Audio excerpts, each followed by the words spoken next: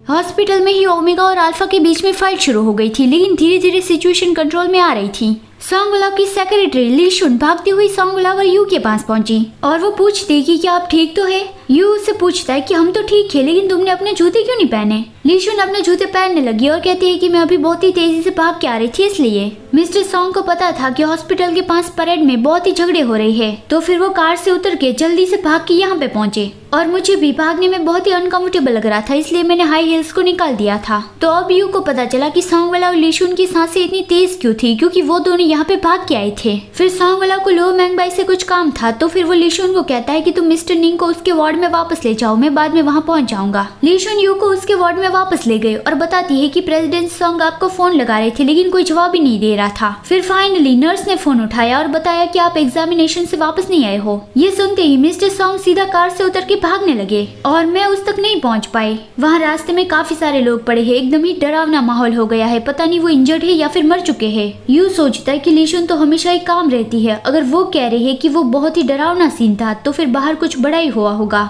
फिर ली शुन बताती है कि वो यहाँ पे यू को शुमिरन बेकरी का डेकोरेशन दिखाने आई है। यू की कंडीशन अभी ठीक नहीं है, तो फिर वो वहाँ बेकरी में जाके सब कुछ नहीं देख सकता। तो फिर सोंगगुलाव ने VR टेक्नोलॉजी की मदद से उसका 3D मॉडल बनवाया है। यू वो 3D मॉडल देख रहा था, तब ली शुन उसे पूछती है कि आपको ये पसंद आया। यू तो उस 3D मॉडल को देखता रहा, क्योंकि उसने सपने में भी नहीं सोचा था वैसी बेकरी सोंगगुलाव ने उसे बना के दी। यू कोई जवाब नहीं दे रहा था, तो ली शुन थोड़ा नर्वस फील कर रही थी और वो फिर से पूछती है कि मिस्टर निंग क्या आपको ये पसंद आया। यू स्माइल करता हुआ कहता है कि हाँ मुझे ये बहुत पसंद आया, थैंक यू सो मच। ली शुन ने चैन की सांस ली कि तो फिर ये अच्छी बात है। फिर वो यू को एक लिफाफा देती हुई कहती है कि ये भी आपके लिए है। मिस्टर सोंग ने काफी लंबे वक्त पहले से ही एसोसिएशन से समझौता कर लिया था और ये कल आया है। यू इस लिफाफे को खोल के देखता है तो उसके अंदर बेकर सर्टिफिकेट था। यू का पहले वाला बेकर सर्टिफिकेट रद्द कर दिया गया था। यू के केस जीतने के बाद भी एसोसिएशन उसे वापस सर्टिफिकेट देने के लिए तैयार नहीं था, उसे फिर से एग्जाम देकर सर्टिफिकेट लेना पड़ता। लेकिन अभी यू के पास बिना एग्जाम दिए ऐसे ही सर्टिफिकेट वापस आ गया है। तो यू सोचता है कि वो एसोसिएशन वाले तो बहुत ही ज्यादा एरोगेंट है, जरा सा भी टच से मस ना हो वैसे है।